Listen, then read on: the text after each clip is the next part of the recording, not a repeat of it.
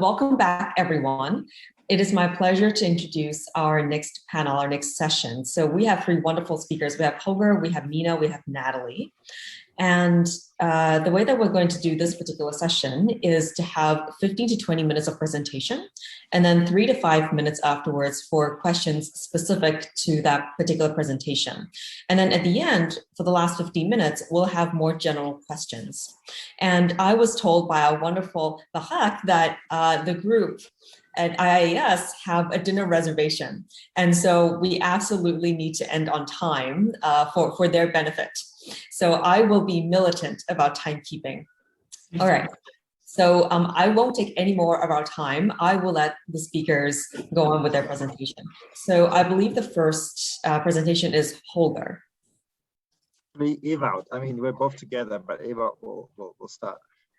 Okay, Ewout, please take it away. You can hear me? All right. So I'm going to do a quick introduction, and then Holger is going to take over with empirical data. And what we want to talk about is the robustness of the experimental findings in behavioral ethics, and specifically how they relate to corporate governance. So the theme is applying findings from behavioral ethics in the field. And it's important to know whether these findings are robust before we can apply anything in the field. And let me, at the outset, stress that these concerns about robustness of experimental findings are, although they've attracted a lot of attention lately, they're far from new. Adriaan de Groot, 1956, wrote a great article, The Meaning of Significance for Different Types of Research. Jacob Cohen in 1960. All starts with the Dutch, huh? David Licken, one of my favorite articles, Psychological Bulletin, Statistical Significance in Psychological Research. Contains the great quote, statistical significance is perhaps the least important attribute of a good experiment. I recommend everybody to read that. Paul Meehl wrote a lot about it, one seminal paper in 1990, but it was actually Daniel Kahneman in 2008 who got the ball rolling. Not by publication in a very high-ranking journal, but by an email to his colleagues. In which he addressed that the state of the field, especially in social psychology, especially in priming research, was very poor, and he urged all his colleagues to start replicating each other's work. And one of the approaches that emerged from this were the registered replication group. So these are formats where several labs try to replicate a single study. And just to show you one of the examples, so this was actually one of the topics that Kahneman alluded to. Professor priming, participants primed with a category associated with intelligence. Professor performed 13% better on a trivia test than participants primed with a category associated with a lack of intelligence, a soccer hooligan. So this is the original effect size right here, 13%. And so there were a total of 23 labs that all followed the same protocol and tried to replicate it, almost 4,500 participants. And as you can see, not one single study found the original effect. So this, in this particular instance, failed to replicate. I think another relevant example is ego depletion, self-control as a limited resource that becomes depleted after a period of exertion and then results in self-control failure. So this is the original result right here. And 23 labs tried to replicate it over 2,000 participants, and as you can see, there were actually only 2 labs where the lower bound of the 95% confidence interval was below 0, and based on this, the authors concluded that the results from the current multi-lab registered replication of ego depletion effect provide evidence that if there is any effect, it is close to zero. And I specifically mention because there's a line of research in behavioral ethics, the ethical depletion, the morning ethicality effect, the idea that you're more ethical in the morning than in the afternoon because that's when you become depleted, is based on much of this type of research that has shown not to replicate, and so many psychologists are at minimum skeptical about this effect. So if we look at a bit of a larger scale, the Open Science collaboration published in Science in 2015, they took 100 studies from 3 journals: Psychological Science, Journal of Personality and Social Psychology, and Journal of Experimental Psychology, Learning, Memory, and Cognition. These are what people typically find good journals, and they more or less randomly took 100 articles from the year 2008. And depending on how you define what a successful replication is, 36% showed a statistically significant replication, 47% was within the 95% confidence interval, and 39% replicated if you just ask people, do you think this is a successful replication? Nature and Science between 2010 and 2015, there are 21 behavioral science studies published in these journals, and they attempted to replicate them, and 62% of them replicated, but approximately with half the effect size. And so even high-ranking journals, only around half of the studies replicate. So this is in general psychology. So is this relevant for behavioral ethics? I think so, and I will briefly illustrate that with 4 examples from the article by Ewout and Gideon on corporate law for good people. So the first 10 commandment effect, the idea that people cheat less on subsequent tasks if they recall the 10 commandments versus the 10 books that they read in high school. So the original study, here's the effect size, Cohen's d of 1.25, and 19 labs, again, almost 4,500 participants, and not one of these 19 labs could replicate the original effect. Honesty requires time. This one's published in Psychological Science. The idea is people do the die under a cup task. They self-report the outcome. With the higher outcome, more incentivized. And people were given time pressure or not. You either had to report within 8 seconds or you had all the time that you wanted.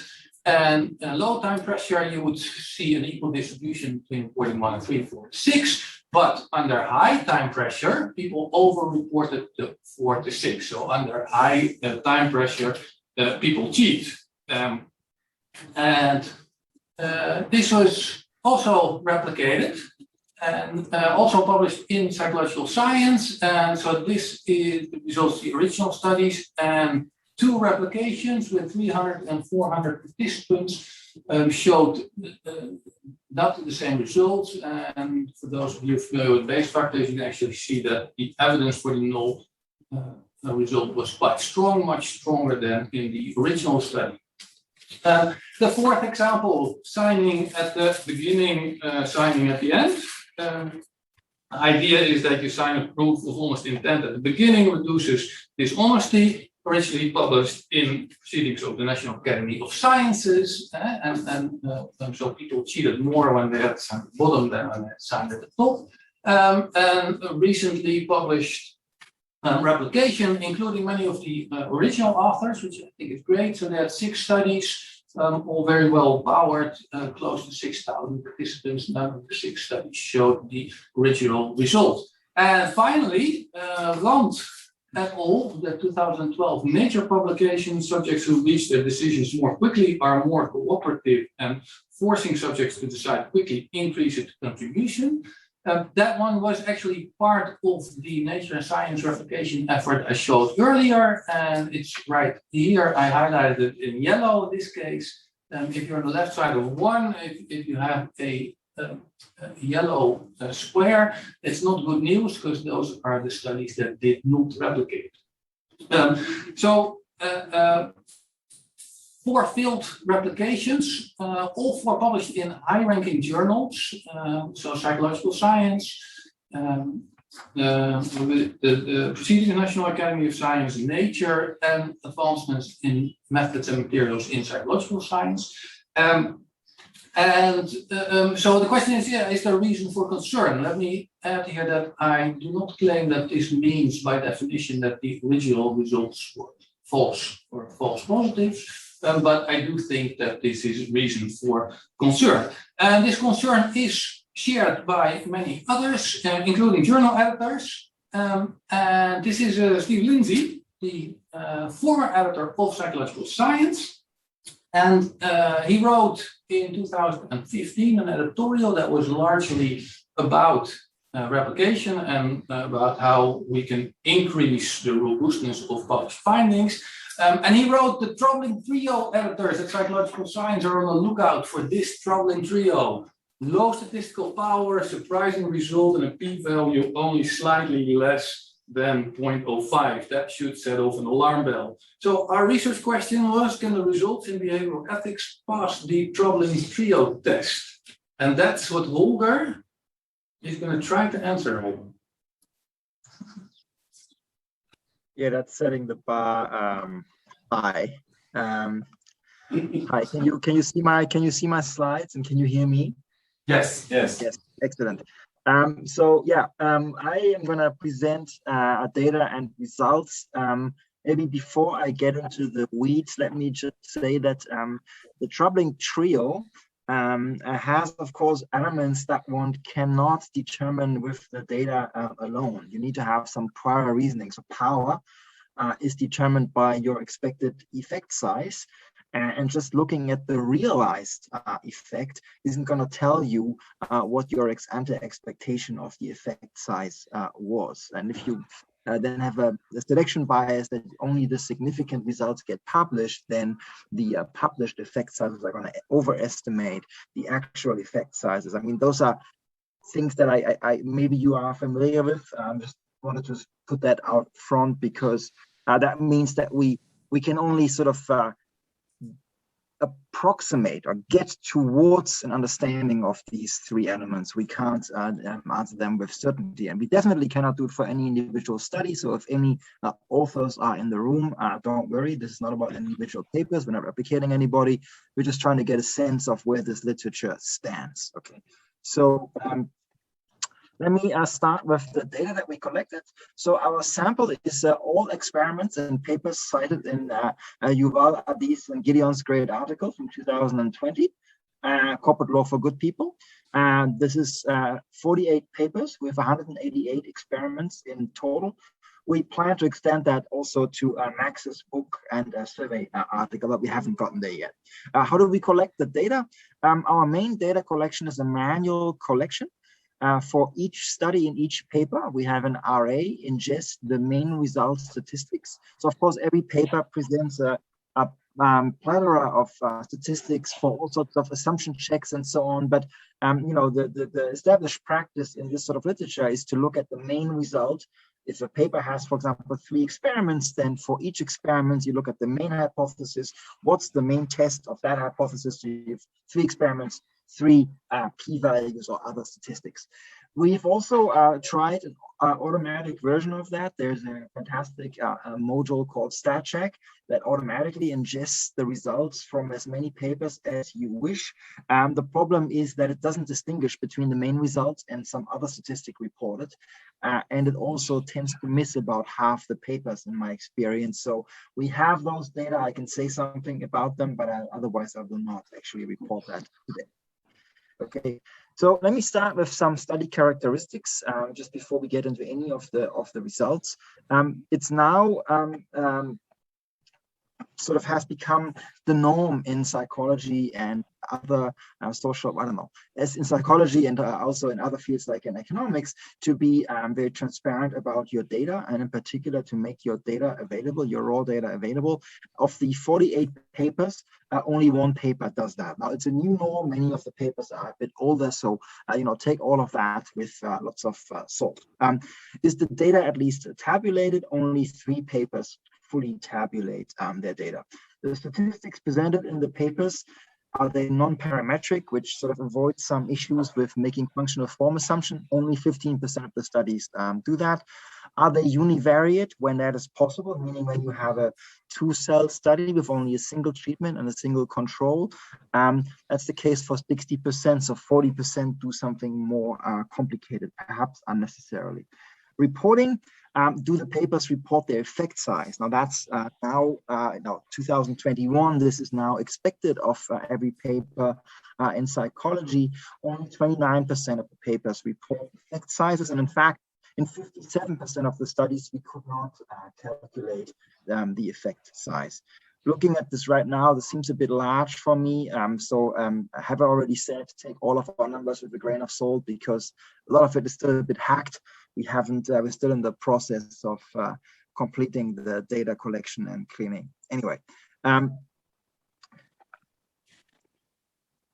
what are the sample sizes? This is a distribution of sample sizes, not the number of participants, but the number of participants per cell in the experimental design. I think a rule of thumb these days is you should have at least 20 participants per cell. That is the case for the overwhelming majority of the studies in this sample. I hasten to add, having myself run a study with less than 20 per cell, but that's of course dependent on the expected effect size. But in any event, this is just to say that sample size per se does not seem to be a problem.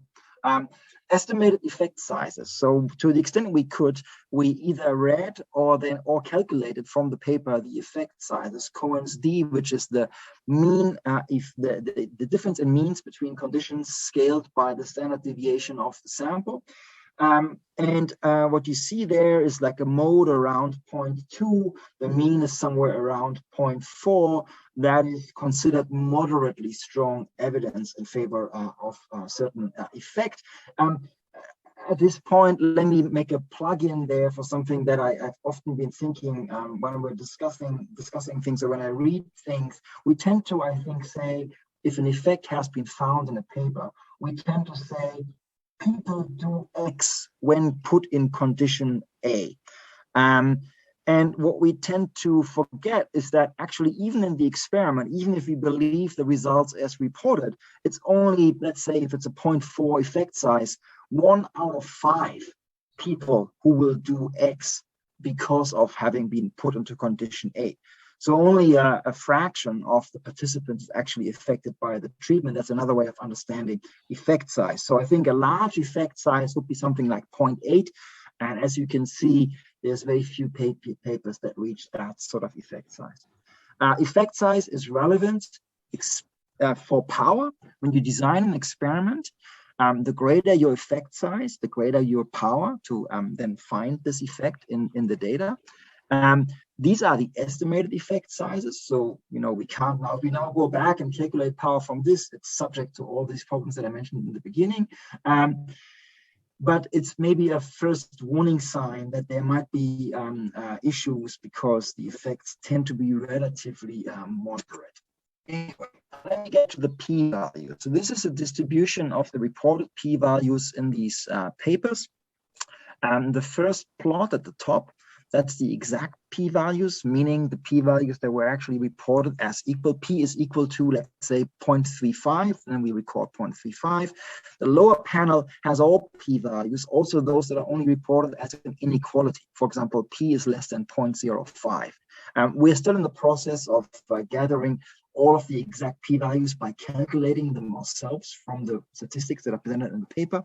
Hopefully we'll get there. For now, I can only show you this. So what do we see there? If you just focus at the top panel, the only thing that stands out there is that the distribution of p-values is pretty flat in the interval between 0.01 and 0.05. We have only a little uptick at towards below 0.001. And that is a bit troubling, and we'll get back to that, because under the null hypothesis, if all the effects you're testing are in fact non-existent, so all of the null hypotheses are true, all of the alternative hypotheses are not true, then the p-value will by definition be uniformly distributed across the entire interval from 0 to 1. And if you only focus on those below 0.05, which are those that tend to get published, you would again expect to see a flat distribution. And that's what we see here. So that is a bit troubling. If you look at the bottom panel, so you get this high bar at around 0.05. That's all of those that were reported just as inequalities, p less than 0.05. We don't know where they are yet. We'll have to calculate them exactly. If they were close to 0.05 on the cynical assumption that people who don't get much below 0.05 tend to report as an inequality, then this would be evidence of p-hacking, because the only way you can get this sort of spike just below the relevant cutoff value is if people massage their data to get below 0.05. If I say massage, by the way, I don't mean to say that people intentionally cheat. But we're all humans, and just speaking for myself, even though I am a known replicator and very, very critical about all of these things, I have caught myself sort of saying, no, I must have done this wrong. Let me try this again, because the p-value or the results wasn't what I expected. And so I think this is just a normal human behavior. But of course, for science, this is bad. Again, take it with a grain of salt. We have to go back to this and calculate the exact p-values. That applies also for the next slide, which is something you might have heard of, the p-curve. Sort of similar what I showed you before, but now with a bit more analysis. So this is the p-curve for all of the exact p-values that we found in the papers. What does it do? It focuses on the p-values below 0.05, which again are those that tend to get published.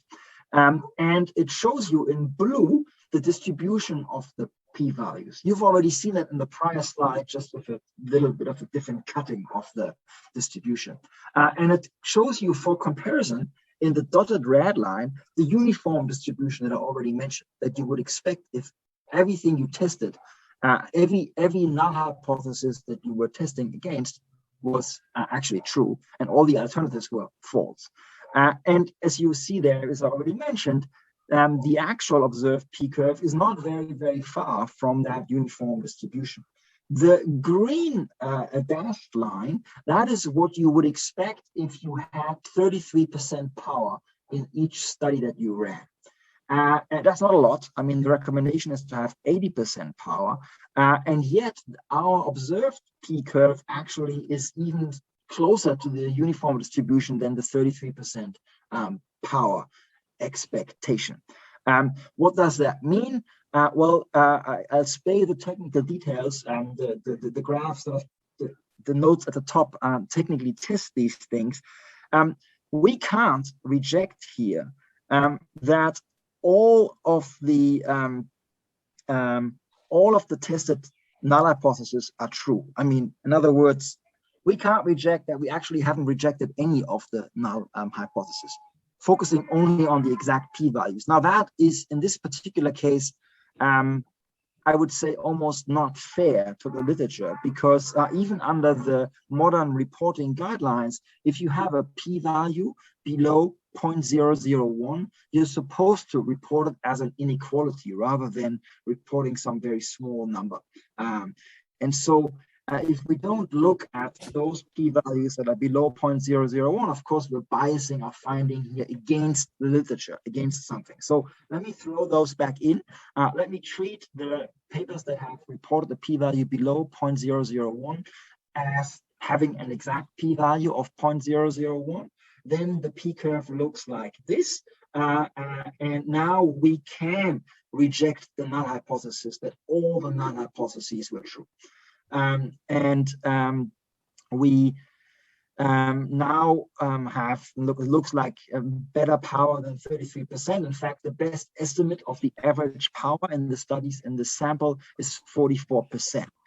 that is still is considerably less than the 80% recommended. So from this, we would conclude that the studies and the literature tend to be quite severely underpowered. Again, we'll have to get more of the data by calculating the exact p-values. For completeness, if I throw in the papers that reported p below 0.05, those that, if they were actually at 0.5, were likely p-hacked, then of course we get a terrible looking p-curve. Okay, that won't surprise you. That's sort of what we already showed you in histogram before. All right. Sorry, last, but we only have 1 more minute. Yeah, it's the last. I'm getting to the last thing. I'm going to talk briefly about base factors. My concern is that if you don't know base factors yet, this will not help you. So I will be very quick and happy to talk about that more offline. Base factor is a measure of evidence for the alternative versus null hypothesis. Now, usually p-value testing, hypothesis testing, you're only collecting evidence against the null. Base factors, Bayesian thinking, now you're talking evidence, relative evidence for the alternative or the null. Technically, the base factor is what you need to multiply the prior odds by in order to get the posterior odds. The way I've calculated it here in line with the newer literature is that a lower base factor is more evidence for the alternative. It's the opposite of what Ewout had in his first slides. We apologize for that mixing. Generally, the base factor depends on the alternative hypothesis. That's a known limitation. What we present is the minimum compatible with the observed P over all possible alternative hypotheses, the minimum, so the strongest possible evidence, okay? This is the distribution. Now, generally, a base factor above 1, this is a reverse scale. So if you go from left to right, the evidence gets stronger. Anything between the left edge and 1/3, that's generally considered not even worth talking about. Between 1/3 and 1/10, that's considered to be weak evidence. Between 1/10 and 1/30, that's considered to be, I think, substantial evidence, and only above 1/30, that's considered strong evidence. So this is another way of saying, as we already saw with the effect size, is that by conventional standards, there are quite a bunch of papers that have evidence that looks strong, but I would say the majority of the papers do not have what we would consider strong evidence for the alternative hypothesis. All right, that's it. Thank you, Holger. So at this point, I should ask, the 7 p.m. dinner reservation, is it absolutely? No, it's fine. It's fine. You can. We have one question. Please go ahead, Matt. Sure. So, so I'm a co-author of both the original and the failed replication of the third study that Ewout mentioned. And I'm happy to go into those in detail if it's useful. But I want to question the strategy of aggregating across a topic like behavioral ethics, and I want to suggest that there's sort of other cuts that might be useful. So at some level, Holger, you mentioned you were protecting the innocent or guilty by not mentioning specific names. And I want to suggest maybe you're doing the opposite, in the sense that you can easily get your results, even under the worst case scenario of your further analysis, based on 1 or 2 or 3 labs that have been very productive, engaging in bad research practices. So I'm concerned about the abstract of your paper more than I am about the details. And so as I listen, I kind of want you to name names rather than to scar a field of study. And so one cut is sort of labs versus research topic. Another is the nature of dependent variables. So I think that some dependent variables are just much more prone to p-hacking than others. So I'm concerned on a couple of fronts. That's after sort of being, I think, the leader of the failed replication that basically said our first paper, from my perspective at least, was junk.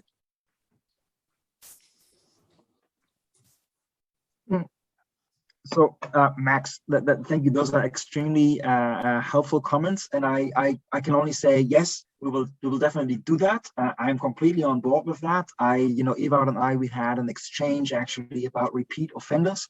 Obviously, you were not one of them. So yes, we want to the extent we can, we want to be more precise, and we want to make sure that we don't throw out the wheat with the chaff. It is the case that for such an analysis that tries to get at a statistical measure of the reliability of evidence, we can't actually say, we literally cannot say anything about one particular paper. I think the techniques that we are talking about here, we cannot, and therefore we should not. But what you're suggesting is much better than what I could have thought of. So that's a very, very good suggestion. So when we first heard about p-hacking, I certainly envisioned a future where all of the productive researchers would have their life p-curved. And my reaction is, that's a really good idea. So it'll provide amazing evidence on the guilty, but also amazing evidence on the innocent. That's what, yes, that's right. If you do it for the entire series of papers, it works. Yes, that's great.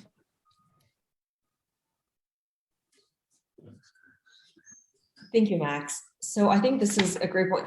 And thank you, Holger, for your presentation. I think it's really thought-provoking. And I think that as we go through the next two series of papers, we'll have more questions that can fold into each other. Not as a question. You can't see. No. I have a question, if it's okay. So I have several questions. One is, I'm sorry, but I missed it at the beginning. The replication is different than other fields or not? It's less good for behavioral ethics compared to. So I think, we should distinguish two things. I mean, Ewout was talking about the actual replications that have taken place, which have also included some papers from behavioral ethics, but I don't know, Ewout might know this better. I don't think that behavioral ethics is any better or worse on that count than other fields. Then my part was sort of prospective. We haven't replicated all of these many papers that were included in our sample. So can we get a sense of ex ante how likely do we think these papers would replicate? So yeah, right. Sure. So second, could it be that if the sample size, there's some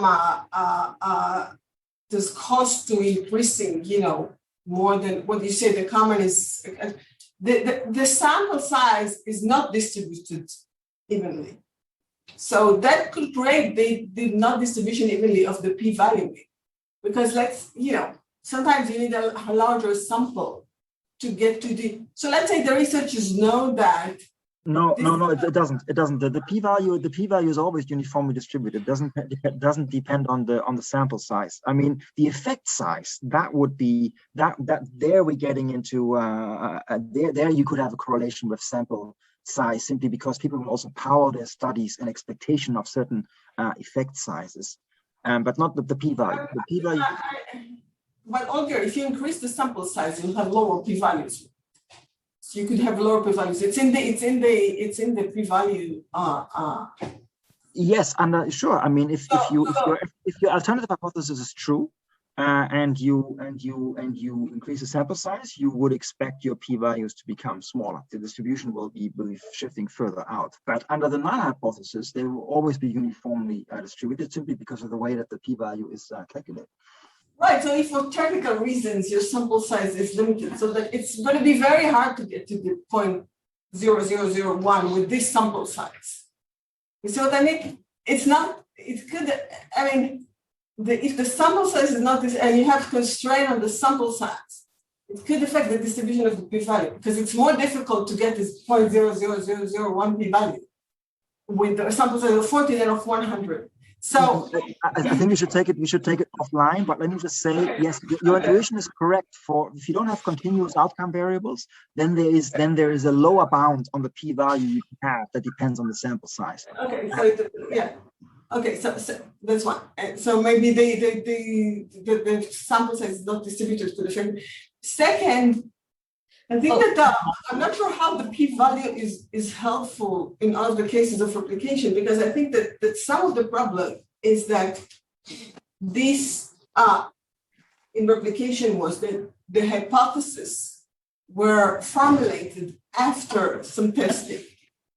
Right, so they reported the hypothesis, right? So, and this is why, like the new movement in replication is you have to register your experiment before. So the reported p-value is not that informative, because it's not. If you reformulate your hypothesis while doing the experiment, the reported p-value is not the real p-value anymore, because the hypothesis was already You're completely right. And I hate the p hackers with the best of them. So I'm completely aware of all of this stuff.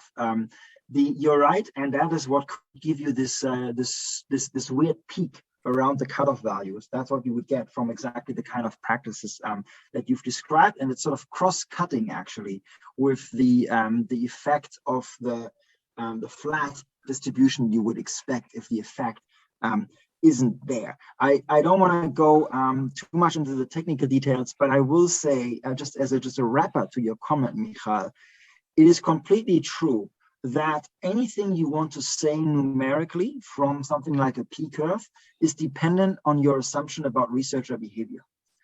So you have to have an assumption about how researchers are dealing with the things that they encounter in their research. And you can, to some extent, make your findings robust to some deviations from this model, but not completely. So, for example, if people start p-hacking, not to get below 0.05, but to get, because they're like strategic, they're like rational actors, like economists. They try to game the system. They don't want to be they don't want to be a p-curve later in life. So they randomize and they do things just to get like a different distribution of p-values. And of course, the detection also becomes harder. There are some tools that we haven't used that make even stronger assumptions. I mean, I think our assumptions are pretty weak. There's some tools that make stronger assumptions about what researchers are doing, like the Z-curve tool. So we haven't used that. But the p-curve, I mean, the looking at the p-values, it's a pretty robust technique simply because the p-value is so generic, and it pops out of everything. It's a sufficient statistic for many things. And so what you for sure would expect if people were testing a lot of true alternative hypotheses, you would expect a very, very skewed distribution of p-values, very, very skewed towards zero. You would expect little between, let's say, 0.01 and 0.05, and a lot of just bunching at the very, very lowest p-values. We don't see that. Thank you, Michael. Thank you, Holger. And at this point, I think we really should move on to Nina. So please go ahead, Nina, take us away. So the good news is that my talk, at least the way how I'm planning it, will be very short because I thought we would have more time for the discussion then. Let me just share my slide. I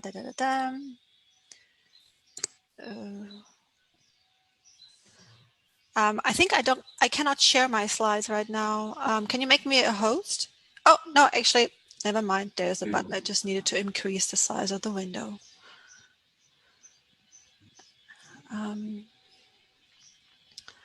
And now, of course, in the background, there is some cleaning going on the street. So sorry about that noise.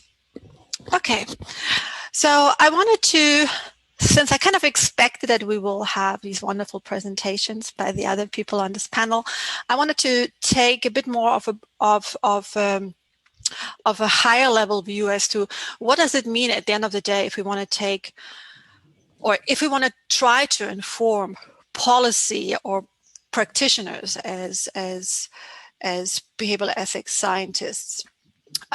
Just very quick reminder of what I think some of the papers have now shown, and not just in psychology, but also papers from economists, experimental economists. So the interesting thing is that when people have a chance to be dishonest, to cheat, to be immoral, they are mostly actually honest, even if there is no chance of being caught. And that finding is quite fascinating. And I think that has spurred this question, well, why would that be? What is holding people in check so that they don't give in entirely to dishonesty? And what we had put forward back in 2008, but we were certainly not the first one. I mean, there is also Bandura's disengagement that came before that, and but this idea that people do care about how they are viewing themselves, and they do care about morality, and they do want to maintain a good or a positive view about themselves, about how rational they are. So the idea is that they will just give in as long as they can find ways to, and this is just to simplify here, they're giving into temptation as long as they're finding ways to rationalize their actions. So that is what I think has spurred a lot of research in that domain, also mine. And when we look at some of the things that have been discovered over the years and discussed in the literature are individual differences that can affect rationalizations as well as contextual differences. And this list here is certainly not comprehensive, but I think it's interesting and worthwhile to go through it quickly. So things such as gender comes up all the time, like to what extent do male cheat more than female or the other way around? And I think the findings there are not consistent. They're interesting findings sometimes, and sometimes there are none. There is work on creativity, some work that shows that those that are more creative cheat more. There is also work showing the opposite, also work that is showing null effects, psychological distress, amount of self-control has been now implicated in being honest as well as being dishonest, amount of perfectionism, interdependence, honesty, humility trait, just to name a few. And then from a context point of view, things that have been studied are things such as social norms, perceptions of fairness or unfairness, to what extent your actions would also benefit others, is your act an act of omission versus commission, what about when people know of specific or general rules of conduct? There is this whole field on licensing as well.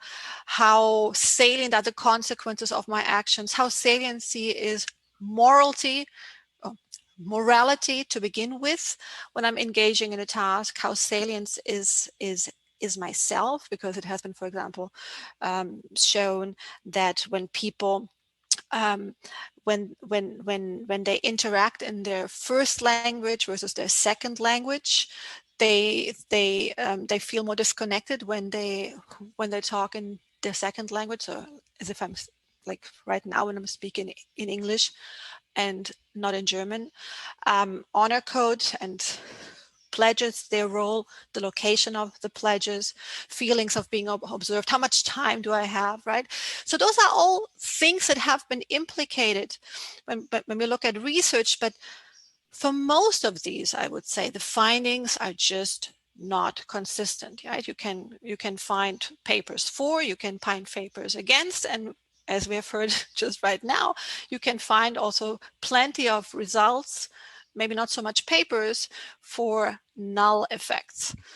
And I think we need to ask ourselves various questions. There's obviously the question of, are certain papers just not well designed? Is there misconduct on the researcher side? So that's definitely there too. But then also questions such as, well, are we missing important mediators or moderators? And without them, or without uncovering them, we sometimes find the effect and we sometimes don't, and we don't really know why. It also, and I think that Nathalie is going to talk more about this after me, there are different types of dishonesty and different types of dishonesty tasks that we are using, right? Some are more about academic performance, where the motivation of individuals is to actually feel smart. Then there are other tasks that are just about money. There are tasks where one has repeated actions or just one action, some that are just simply relying on cheap talk and so on. And I think it's important if we want to really contribute more to the real world, it's important to understand those differences better and to catalog that. And this is not specific to behavioral ethics. I mean, in the field of behavioral sciences, as many of you know, this is something that researchers have called for quite a while.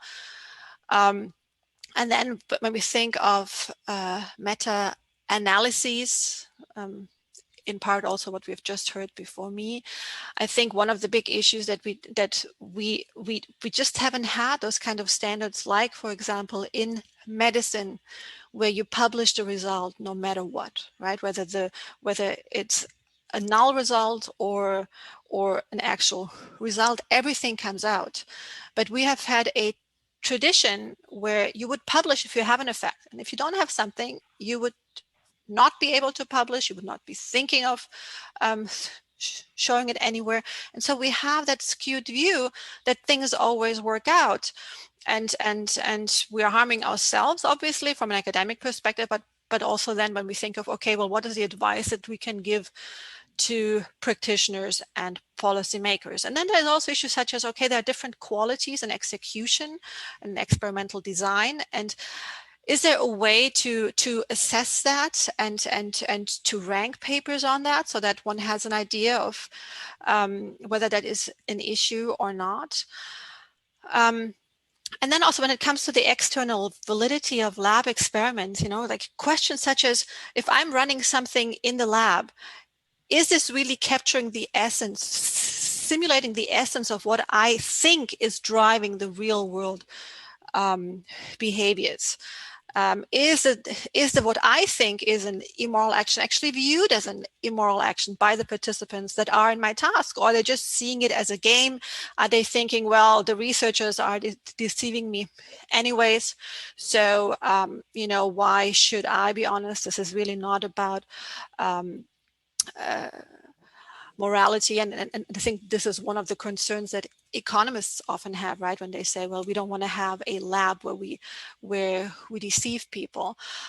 Obviously also in the wild, so when we take things into the real world, there is much more heterogeneity than what we traditionally have had in our experiments, right? We have our students that are very well educated. Most of the published papers are from the Western world, right? Like when we think of the weird population, the reality is, I mean, the outside world is much more heterogeneous. It's much more noisy when it comes to also the attention of participants.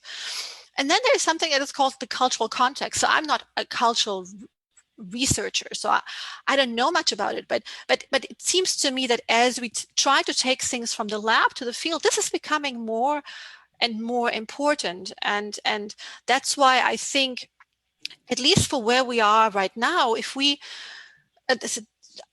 one of the best things we can do is to try and, when we have the opportunity to run experiments in the field with practitioners or policymakers, to really do a good job with the behavioral diagnostic phase, where we really try to understand, well, what are the underlying motives, or what do we think are the underlying motives of people cheating? Like, do they think they're cheating, and who is actually cheating?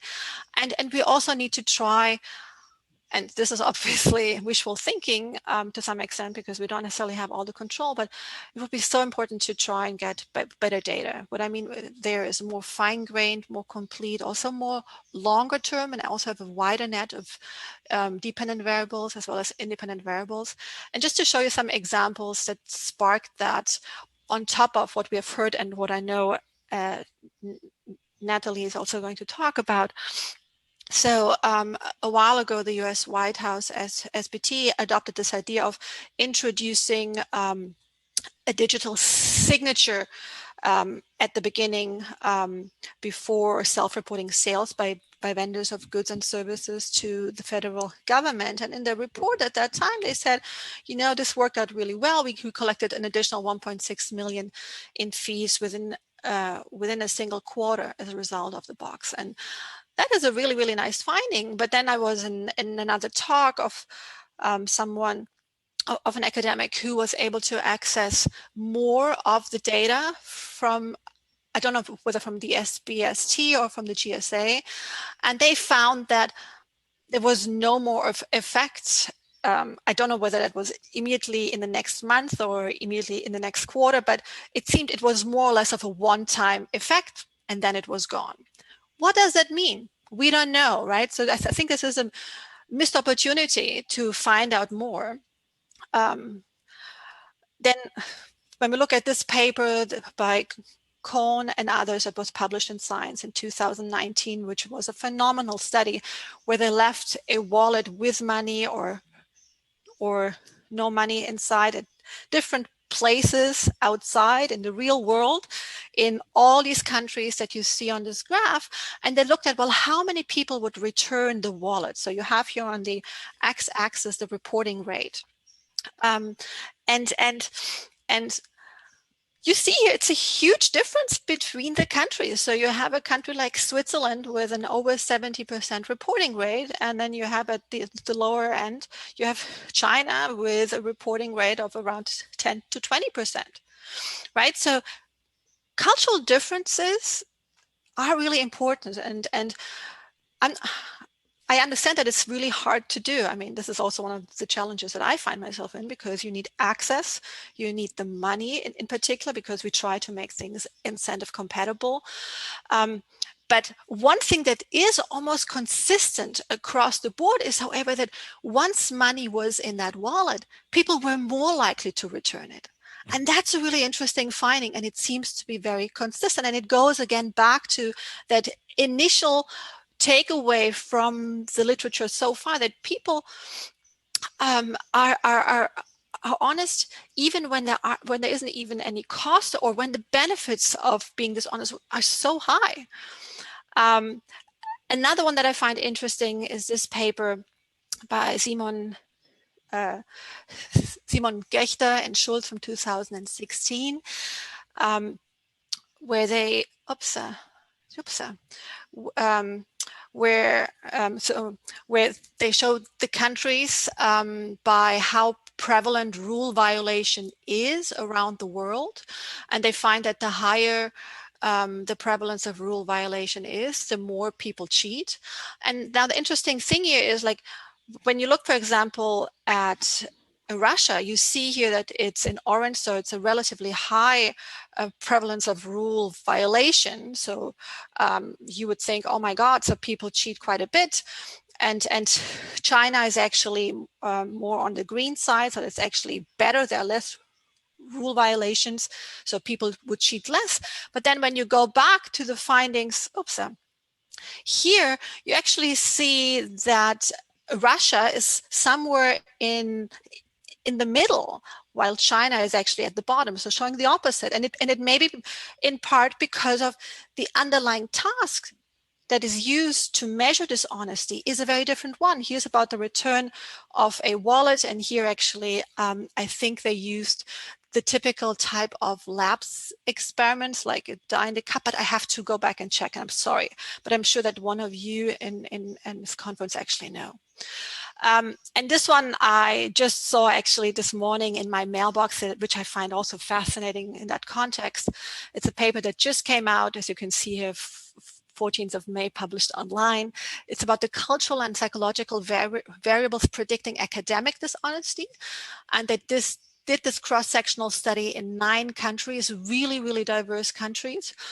And they found that perfectionism actually was one of the factors that seemed to work throughout. Self-control was only a predictor really in the US.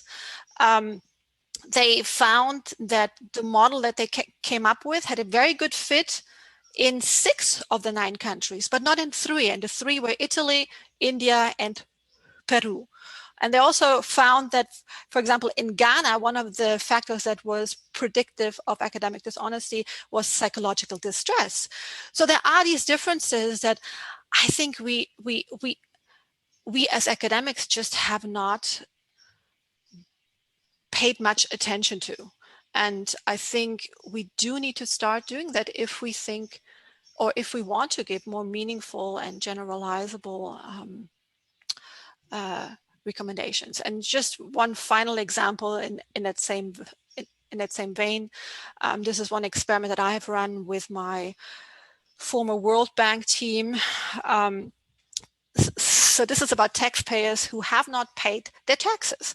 So they have filed a report, but they then have not filed their taxes. This was done in the entire country of Poland a few years ago. So 150,000 people. It's basically a mega study where we tried several interventions to reduce this non-compliance. And what I want to point out here is, so the black bar on the far left is the standard letter that the government always sends out. And then we just simplified the letter so that it's actually easier to understand, because it was a really complex language, a lot of legal language written letter. So just simplifying, we got a huge lift. This is the gray bar, the behavioral baseline gray bar. That's the percentage of taxpayers ended up paying their income tax. And you see we have a 6 percentage point increase here. But then interestingly, when we added various different behavioral insights, especially something like social norms, which worked really well, so descriptive social norms, which worked really well in the UK and among others in Guatemala, was actually worse than the behavioral baseline. It was 43.7. So it's the same letter, but you add social norms and it's becoming worse than just the simplified letter. We also found that heart tone messages worked much, much better. So I'm showing this because, again, do we know why social norms backfired? So not just null effect, but backfired in Poland while it worked really well in the UK and Guatemala? We don't know. We're actually now trying to go back with a survey to find out more, what are people's norms? Do they really see this as something immoral to begin with? How much do they trust the government? And so on and so on.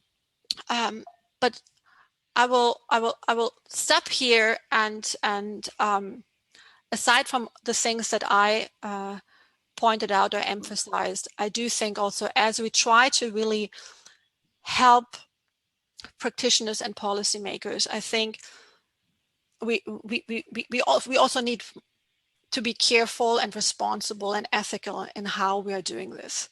We want to study the long-term effectiveness. We want to study what are really the costs and the benefits of trying these interventions. Just one more example here. So when I showed the results of our tax experiment in Poland, I was asked the questions, well, you're showing that the heart tone messages worked, but do you think maybe that you may have increased the distress of the citizens in Poland because those messages may have really upset them or whatnot? And, I was like, well, I don't know. I mean, these are letters that the government feels very comfortable sending. So in that sense, it wasn't anything horrible that we sent. But at the same time, it was not something that I had thought about. And in retrospect, I was like, yeah, we should have had at least a discussion. So discussion on potential side effects, costs, benefits, and so on and so on. And I'll stop here so that Nathalie also has enough time. And I don't know if we should take questions now or later. Simone, you're the boss. Well, I think Holger has a question. I think we have time for one question. And then we can also save any remaining questions towards the end of the whole session. So go ahead, Holger.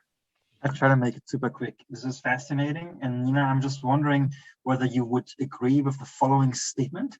The problem, I think, is that in behavioral research, we tend to sort of verify the lab results, whereas if we were physicists or biochemists or something like that, we wouldn't just say, oh, government do this, use my new thing to do whatever. It would sort of go through stages with the engineers and the doctors trying it out in reality, because we all know that like simple physics is great, but then in reality, there's all sorts of things that you can't even model. So you do trials and errors, and we tend not to do that when we do policy. Do you agree? I would agree, but I'm very, very hopeful that things are changing, that we are realizing that these things have to change, that we can't just make simplified and generalizable statements and just say, take this and you're good. And I think that's part of our responsibility as academics to do so. But yes, totally agree with you. So thank you, Nina, and thank you, Holger, for your questions. So I love that we have identified some of the issues that are cropping up in our field and honing in on ethics and behavioral ethics and morality. And now to round out the rest of our session, the end of our session, we have Nathalie. You can hear me, everyone? We can. You can. Okay, I'll try to share my screen as well. See. Okay, great.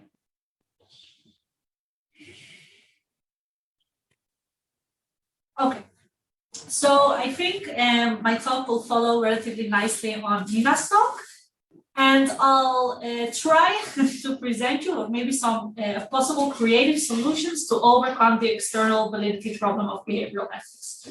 And you might completely disagree with my solutions, but we'll have time after to discuss it.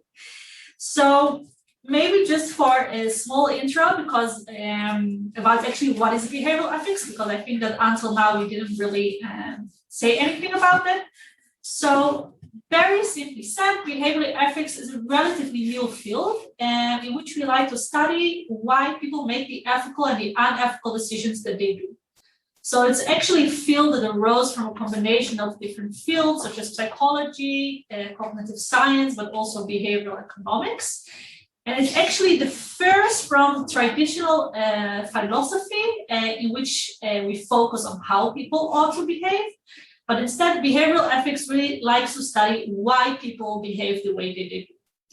And they do this typically by trying to place people in tempting situations. So typically students in the lab and sometimes also in field studies in which participants could possibly break the rules. And then we assess whether, when, and under what conditions they would actually choose to break the rule and when they won't. So before I will try to present to you some of my ideas of how we could maybe increase the external validity of this field, I thought to go over some of the most commonly used methods that are currently in the behavioral ethics field. So the maybe most commonly method is the die under a cup paradigm, which Ewout also shortly introduced already. So for those that are not familiar with it, how does it go? So typically a participant will come to the laboratory. He is given a cup and a die. And as you can see in the picture, there will be a small hole on top of the cup. Then the participant is asked to privately roll the die and look for the hole, what number he rolled. Now, of course, the participant is also told that his reward in the task will depend on the number that he rolled. So if you will roll a 1, you will get $1, but if you roll a 6, you'll get $6. So especially for relatively poor university students that come to experiments and actually do those experiments mostly because they want to make money, it might be relatively tempting for them to say, I rolled a 1, but let's say I rolled a 3, maybe not even a 6, just so I'll get a little bit more money in this round. So that's actually basically what I see here. So important here, what to remember is that the reward depends actually on the outcome, so the reported numbers. Now, some other methods used, I'm not there yet. One study that I wanted to mention is a very nice study actually by Shalvi and his colleagues from 2011, in which they used this die rolling task, but they actually used 2 conditions, which I really love. They used one condition in which participants in each trial rolled the die only 1 time, and they used another condition in which participants were asked to roll the die 3 times. However, even that they were asked to roll the die 3 times, they were asked to report only the first rolled number. So I'll slowly explain what we see here in the results. So we see 3 distributions. If we focus on the most left distribution, I'll call it the hypothetical lie distribution. So we have on the x-axis on the bottom, we have the 6 numbers. On the y-axis, we have the chance that each number will be rolled. So of course, if a participant would be completely honest and we roll with chance, each number should have a chance of 1 out of 6. So approximately 17% to be rolled. But if a participant would be completely dishonest and he rolls 3 times, but he will not report only the first rolled number, you will see something like this. So you see very, very small number of ones, almost not, and you'll see many, many, many 6s. And now for the most right distribution, you can see the results of participants that roll the die only 1 time. So you can again see that it doesn't follow chance, because we have less ones than we have 4s or 5s. However, when you look at the middle distribution, no, I went one back. If you look at the middle distribution, here participants roll the die 3 times. So what is nice to see is that the middle distribution started looking more like the hypothetical lie distribution. So also Nina already touched upon this. So actually, what did it mean? When the second that participants got the chance to like justify maybe their dishonesty to themselves. Okay, I rolled the die 3 times. The first time I only rolled a 1, but the third time I rolled a 6. So I can say that I rolled a 6. So when they can actually maybe justify it to themselves, so we get more dishonesty than when they roll the die only 1 time. And for some other methods that are also used in this field, so for example, a matrix task. So Nina, you maybe can correct me here if I say something wrong. Typically, what I know is the participants get a test and an answer sheet, and in a test sheet, they see several matrices of 12 numbers, and participants are asked to find in each matrix 2 numbers that add up exactly to 10. However, how are they tempted to cheat? Because they only have to mark got it, or on an answer sheet, they will simply write the number of matrices that they correctly solved. So they don't actually have to mark the 2 numbers that add up to 10. And again, the reward, so the amount of money that they can earn from this task, depends on the number of matrices that they solve. So if again, a student will come to the lab and he succeeded in only 5 matrices, but he's like, oh, I already came to the university, took the bus, and now I'm gonna earn only $5.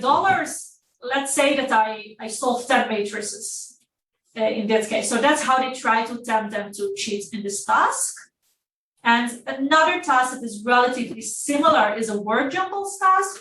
So again, participants receive different word jumbles that they have to solve. And again, the reward depends on the number of word jumbles that they actually succeed to solve. But again, they only have to report the number of jumbles that they solve. So again, you can say, I solved 7 instead of 4 just to receive a little bit more money from this task. And a final method that's also used in several studies, for example, a study by Linda Haven and colleagues, which I was also a part of, is that you can give participants a trivia quiz, so simply a questionnaire with several questions. And typically, most of these questions are in the range of being relatively easy to medium to answer. But then inside this list of questions, we add like 1 or 2 very, very difficult questions that in pre-test we showed maybe only 1% of the population can answer them if you don't start using Google, for example. But again, participants are rewarded according to the number of questions that they correctly solve. So if you leave participants alone in a room with this questionnaire, but you do not ask them at the beginning of the experiment to put their phone away, they could use their smartphone, or they could even use an internet browser on the laptop that they're solving the questionnaire to try and find the answer. So for example, in this study, we did find that relatively, I don't remember, I have to go back to the study, but maybe about 20% or 30% of the students actually cheated, because we also had a camera and we filmed them, so and we could see their screen. So we saw that they or started using their smartphones, or they opened an internet browser and they searched the answer for the difficult question, just so they could earn a little bit more money. So of course, all of these methods are relatively robust and they are easy to implement. That's why a lot of researchers love to use them. But the important question, which also Nina asks, is, but how does this task actually relate to real life deception? So I found a few nice studies that I wasn't familiar with beforehand that actually compared cheating in the die roll task to real life cheating. So there was, for example, one study that compared it to free riding on buses. There is a study that compared it to free riding on the train. And they found a connection with the die rolling task, which is really nice. I also found one study that compared it to a supermarket scenario in which you'll receive too much money back from the cashier. So, for example, she needs to give you back only $2.60, but she'll give you $4.60. Will you return back the money or not? And whether this relates to the die rolling task. And this study found that it does. So there are several nice studies here that try how to. How are these done? You've done vignettes questioning, like will you give back the money and then you roll the die, or? No, so they had actually they had people perform. It depends on the study also. But for example, in one of the studies in which they examined, we had talked about it also. Or let's say in the bus, they do die rolling to the same people that were in the bus? Yeah, so the bus I'm not sure, but I did it also in a train station, a study of Shachar Eyal, we also discussed in one of our, right. So there they had actually actual people riding the train, and then after they asked some people coming out of the train if they want to perform a small experiment and also roll a die. And that's how they compared it, but it really differs per study. Yeah, but these studies are actually very, very nice. But still, there are only very few studies. And again, it's also something that Ida said, it's difficult still to estimate how each of the different tasks really, like you have the die rolling task, but we also have the word jumbles, we have trivia quiz. How does each one of these really capture the essence of dishonesty? So one thing that the field should maybe aspire to is to try and make the behavioral ethics research itself more externally valid. And I would like to present here 4 possible solutions that will go from more complicated to more easy. So the first one is to simply go into the field, so to run pure field studies. And I already touched upon the study now about the fare evasion in the French train stations. So it was a study by Shachar Eyal and his colleagues, and it was actually very, very nice. What they did is that they wanted to examine how different posters that they would hang throughout the French train stations would affect fare evasion.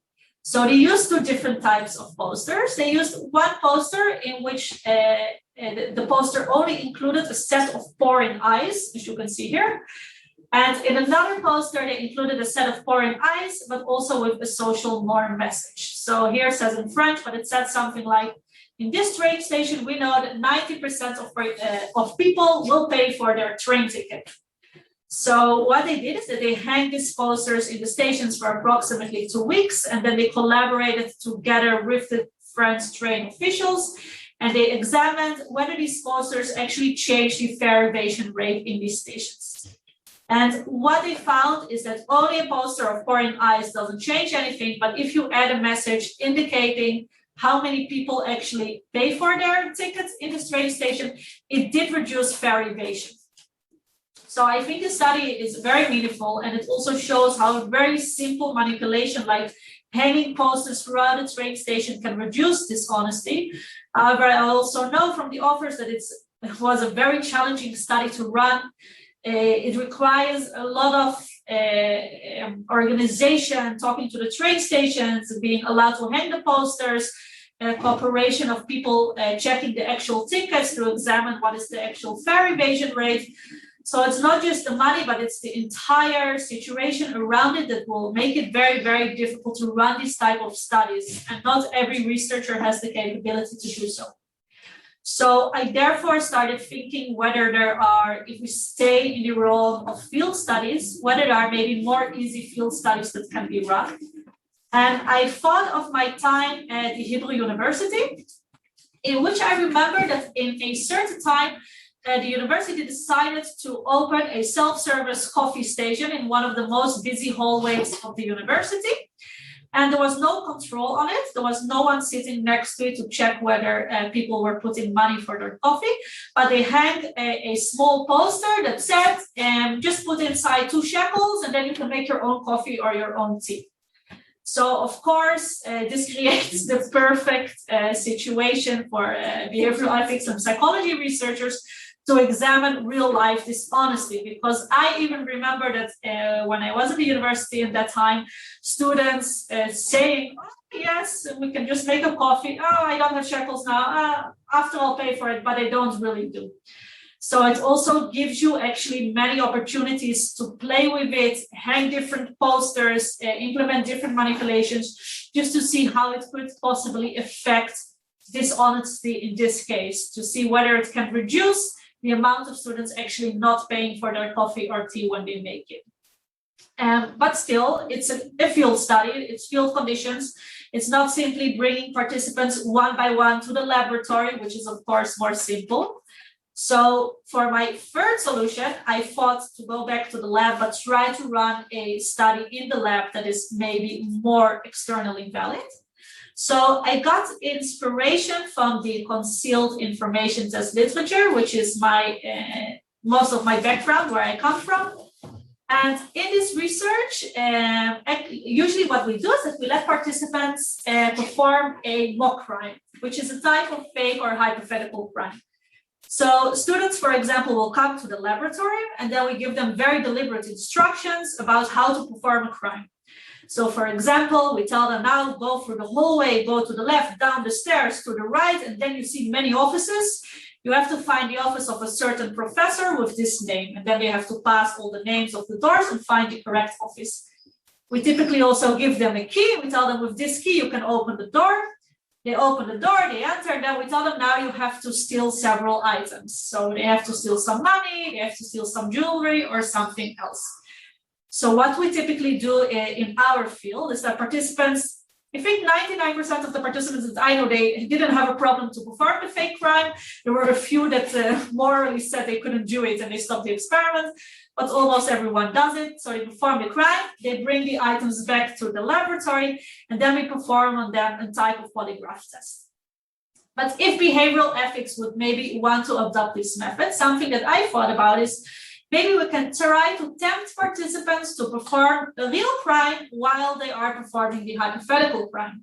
So for example, you could indicate participants that tell them that there are $10 situated in the office, and you place them as 10 separate dollar bills inside an envelope. But then instead of placing, for example, $10, you can put $11 or $12 and examine maybe which participants and under which conditions would they be honest, come back to the laboratory and tell you, I'm sorry, but it was not $10, it was $11. I'm not sure what to do with the extra dollar. And examine which participants will simply take $1 for themselves and come back to the laboratory with $10. So there are many possibilities here, and I actually think it could be very nice, and it's definitely more easy than a field study. And then for my final possible solution, which is also in the lab and even more easy than my fake crime made real idea, is very, very relevant to the scenario of the supermarket in which the cashier gives you back too much money. So instead of the cashier giving you back too much money, the experimenter could give you back too much money. So in the Hebrew University here, for example, students are paid always 40 shekels an hour. So you could just create a fake experiment of only 15 minutes for which participants would receive, for example, 10 shekels. And you can also tell them that if they're successful in their task, you just think of a fake task, doesn't matter what it is, they will receive a bonus of another 5 shekels or another 10 shekels, and they will see the outcome on the computer screen, but they'll see the outcome privately. So imagine you're a participant, you come to the lab, you perform your task, 15 minutes, and then on the screen you see, no, I didn't succeed. Shit, I don't receive the bonus, I only get 10 shekels. But then you go out of the room, you go to the experimenter, and the experimenter is like, okay, we are done, just sign here and I'll give you your money. The experiment took 15 minutes, that's 10 shekels, you also receive the bonus, so that's 15 shekels. So now again, you can play with it. You can think of all kinds of experimental manipulations to see under which conditions participants would be honest and tell you, no, I'm sorry, I do not deserve the bonus. I didn't earn it. The computer told me that I did not succeed. And which participants and under which conditions would they actually be honest and tell you, just as in the supermarket, I'm sorry, you gave me too much money. I didn't earn the bonus. I should only receive 10 shekels and give you back the money. So definitely from the 4 possible solutions that I gave here, this one would be the most easy to perform in the lab and also the least expensive, I believe. So just for a small summary of what I discussed, so I think we can all agree that behavioral ethics is a relatively new and exciting field of study, has a lot of promise for the future. However, it suffers from several problems, possibly a replication, which Holger and Ewout talked about, and possibly also low external validity, which I talked about, and Nina. And a possible solution could be, for example, to think of field studies, but also to think how to create more real-life research inside the lab using very simple experimental manipulations, which can make things feel like more real-life deception than rolling a die, for example. I won't be mounted. Okay, thank you. Thank you, Nathalie. Stop sharing my screen. Thank you, Nathalie. That was very thought-provoking, and I think it rounds up our session very well with the creative solutions. So looking to the future. So let me just sum up the 3 talks that we heard today before I open it up to the general audience. And it was such a pleasure to be able to chair the session because, as I said, it's so thought-provoking. It looks to the future. There were some fundamental questions raised about replication and external validity. And then finally, the possible solutions to these issues that are cropping up. How can we make the field in general, publication in general, and then more specifically, behavioral ethics more replicable and more externally valid? And I love Nina's reminder. I think we need that most people are honest. And in fact, even though some people, lay people might think, oh, if you have an incentive to be dishonest, if there's money in the wallet, of course, you're more likely to take it. No, in fact, in this very large global study with this personal incentive, people are more likely to return the wallet compared to when there is no money in the wallet. And it seems like the question now is, how do we move that dial so that rather than say, I noticed in China that it was very low, it was 10 to 20%.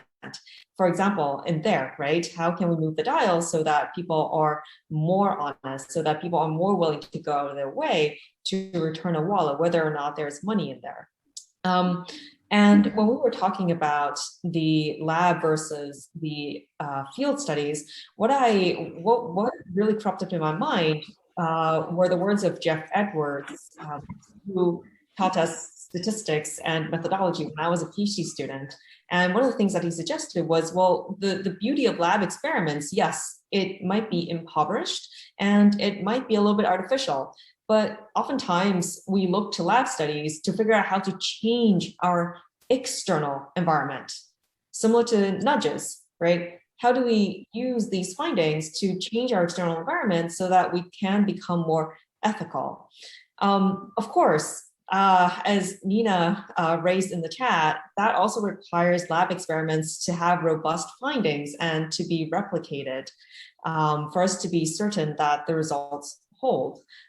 And so really, as I was listening to these talks and as I was reading through the chat, what I think we can all agree on is that field, more localized knowledge, and lab, more general studies that are supposed to be a little bit more impoverished, complement each other.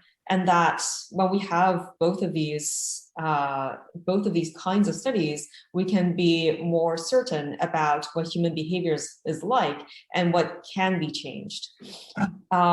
I don't want to take too much of the rest of the time, and I do want to open it up for questions. So again, please let me thank all the speakers for giving us such thought-provoking and food for thought presentations.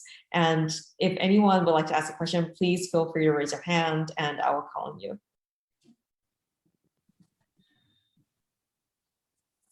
You don't have a question? Yeah, I do. I don't know maybe there are people before me or me on the queue. Okay. So I thought it was an excellent session. I learned a lot with a ton of food for thought. And Nina, just one thing about the wallet study, which I teach ever since I heard about it. And actually, your analysis and the other studies you brought to bear on the discussion sparked the following thought in my mind that, maybe I'm a property law professor, right? I also do corporate law, but I come from property, and maybe the results also reflect the residents' attitude toward the law authorities. So, when you find something like a wallet and you report it, the law authorities might think, whoa, you say you found it, but maybe you stole it. So reporting may get you in trouble. And this may explain the low rates of reporting in certain countries. Now, I know that, look, it all happened too fast for me to analyze everything at the same time, but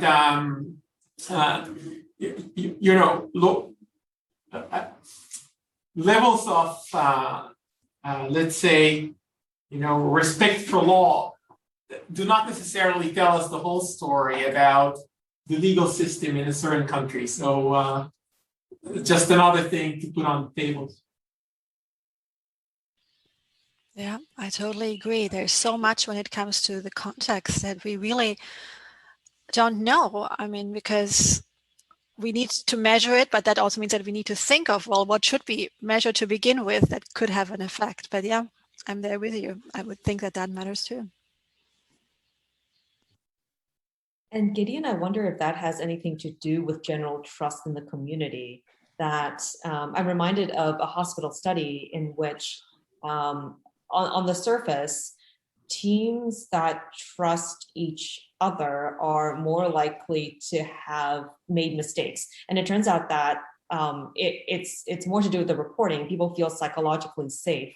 And so that's why for teams that trust each other, they're more likely to make mistakes. And I wonder if something similar can be said about what you suggested about people being afraid that if they turn in a wallet, the authorities will think that they were the ones who stole it. Then it becomes more of a sociological problem where you have to generate more trust in each other in the community. Now, if I'm allowed, I don't see that there are many other hints, but this session to me is fantastic. But maybe to you, Nina, so where do we start? I feel now that, we have certain studies that produce certain results. What should be my starting point if I'm trying to adopt or at least think about adopting a particular manipulation? Do I know that, say, what works in Poland is not exactly what works in Guatemala or the UK? Do we know about countries that are more similar, or is it completely contextual and we're just groping in the dark? I'm not claiming to be the expert on that, but I think we don't know. Right now we only have mainly descriptive information, but we don't know what makes Guatemala more similar to the UK and Poland different from the UK. You can come up with all kinds of hypotheses. We have come up with, for Poland, with several hypotheses that we now want to follow up with a survey. But, it's not clear whether our hypotheses that we came up with, that we want to measure, whether they pan out. And even if they do, it doesn't necessarily mean that that is really what was going on in the actual field experiment, right? So, we don't know.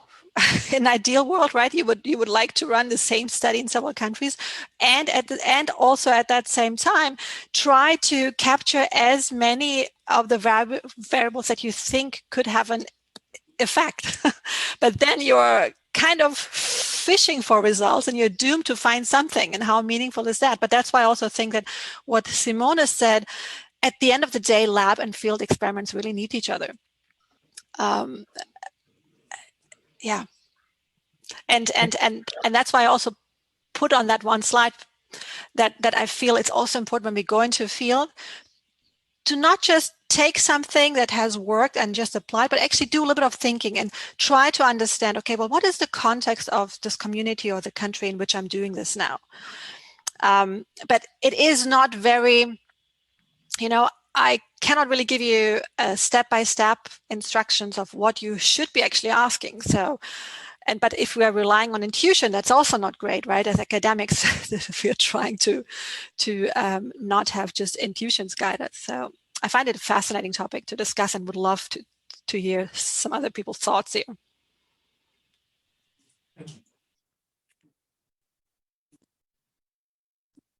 It looks like Netta, you. Can I ask a question? About 4 weeks ago. Oh, sorry, Netta had her hand raised, and you're next in queue though. Go ahead, Netta. Thanks, everyone. I agree that was really fascinating. And I just to build on the last the kind of the developing thread that's going on. I wonder whether anyone thinks that's a good idea to form some kind of new thumb rules about the number of times that we need to see a result in order to think that it is believable or reliable.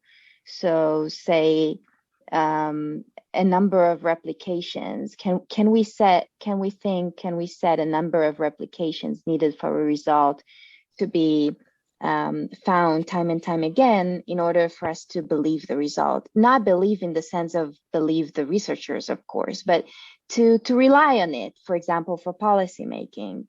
And obviously this is going to be challenging because context matters, and a result from the UK may be very much relevant for the UK, but then would not replicate in Poland or something. But let's say that we keep the national context constant.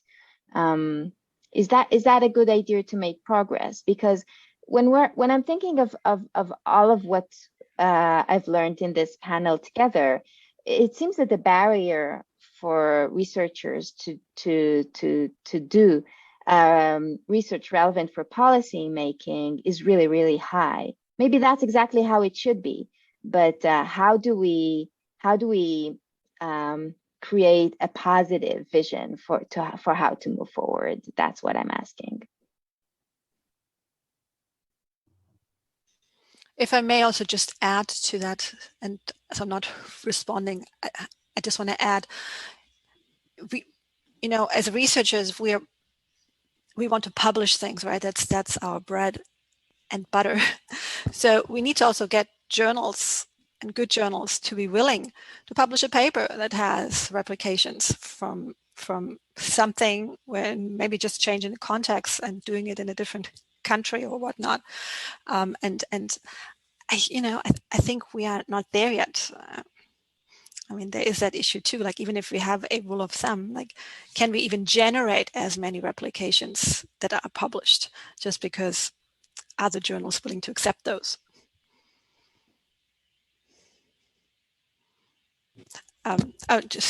Just one more thing. And that also brings me to, there is this really nice study done by De La Vigna and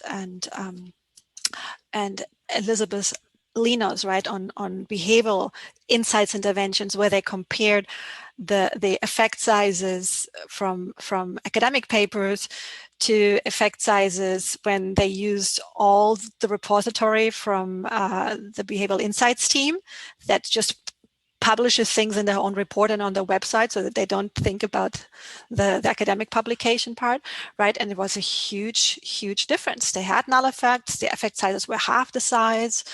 Yeah, so it was in that spirit. Please go ahead, Ewout. Yeah, just one quick note on the previous question. I think it would be even better if we get publication standards such that if something is published, we don't really have to question anymore whether it replicates. We can simply trust those findings.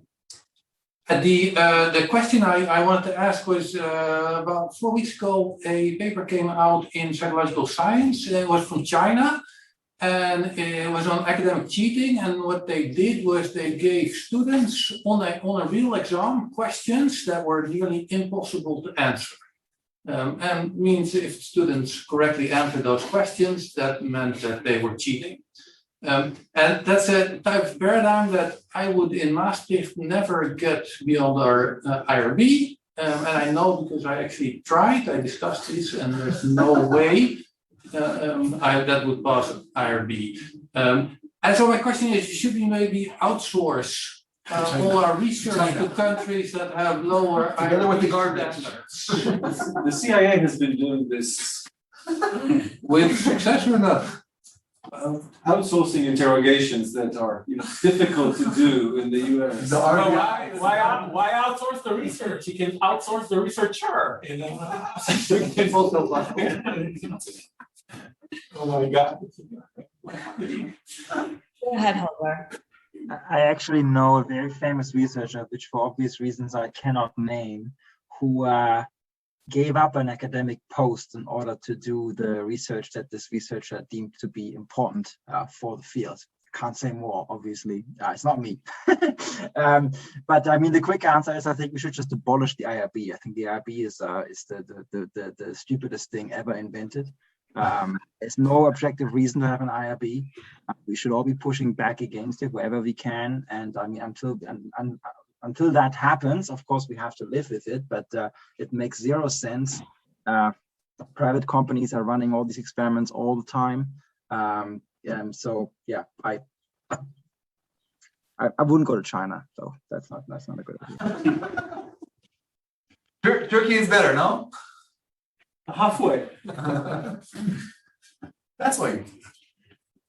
I mean, Holger, it's a strong point of view, but we were talking about loopholes, right? And about punishment and how sometimes it can backfire. And in fact, it's possible on a more general level. This is me just intellectually playing around. It's possible that by having an IRB, participants might feel more obliged to complete the experiment. I remember after I signed a consent form, for instance, I wanted to throw up in one of the fMRI machines, but I thought, no, I signed a consent form, I can't get out of it, even though there is a line that says, if you ever want to, you can leave with payment. And so it's an interesting thought, Holger, but I think also from a general standpoint, given our historical events that have happened, it might be nice to have some form of governing body, question mark. But I'll let Dee has a question. Please go ahead. Okay, yeah, just a small question to Nathalie regarding your suggestions. I always agree that's when I see this research, the external validity is the big thing. How much of it is part of the game? So your first kind of suggestion was doing something like Shacharayad, right? Which very impressive with the training and exactly. When he presented it here, it was clear how complex it is and trying to find easier real life, like the coffee example. I think that's a good direction. Your second kind of suggestion, I think it's more problematic. In some sense, even be more problematic than regular experiments in the sense, because it's not clear whether my reaction, right, is part of the game or not part of the game. And then you even generate more, when I find the extra dollars or so whether when I report or don't report, it's because I know it's a game. And even if I report, they'll say, it's fine, it's a game, you can still have that extra dollar. Or so then in some sense, when you know that it's a game and you so in some sense you have more clarity than when you do an extension for a game and then you don't know if people perceive it as part of the game, and in some sense it's also generate more noise, but just something. I think you're definitely right, but I think that's also one of the main problems of many of the paradigms that are being used now, because I know that many students, when they perform a DIAN or a CAP task, I think they realize that the experimenters know that what they're doing, because why else would you get a cup with a small hole inside and only you're looking inside? Like they're expecting you to cheat. So you know that they're expecting you to cheat. So the question maybe really is like, maybe the third example is indeed less good. Maybe if we can think more of manipulations in which for participants, it's less clear that that's what the experimenter wants from them. So I think that's why maybe the fourth example would be better and more realistic, because it's also more similar to a supermarket scenario. Like if you really frame the experimenter as something completely else and they perform a 15-minute task that's unrelated to anything, then simply give them back a little bit too much money. But it's like better than the construct. You say if you can really trick them, even though that it's the experiment, but they won't know that it's the experiment. The question is there, if it's really in part of the game, won't you really have hovering above like the fountain? Some of the people understand that it's part of it. Anyways. No, I definitely agree. It will be difficult to think of good ways that most of the participants won't realize it's something that's embedded in the experiment that the experimenter actually wants from you. It's not just part of the game, it's to help the researcher get tenure. Yeah, exactly. We succeeded in this game.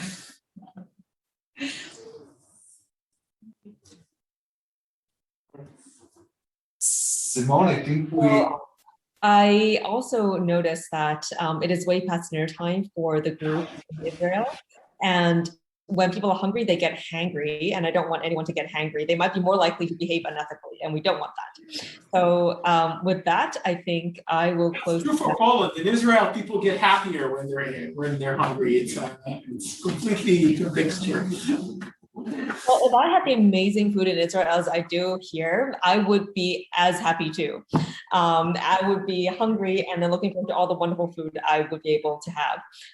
But I am very much looking forward to resuming our session tomorrow with Adi and Gideon and Yuval leading us. So thank you again for the wonderful session that we had with Nina, with Nathalie, and with Holger and Ewout. Thank you very much. Thank you very much. It's a pity you can't come with us.